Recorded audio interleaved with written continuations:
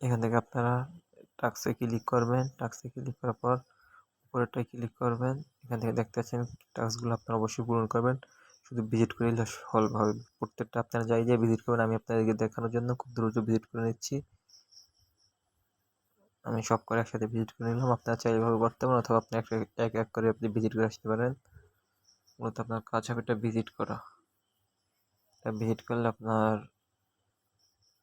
কাজ কমপ্লিট হয়ে যাবে।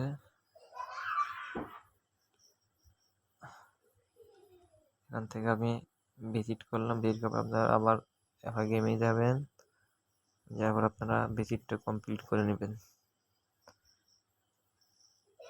আমার প্রথম পেজটা ভিজিট করা শেষ করলাম, আমি দ্বিতীয় পেজে ভিজিট করব।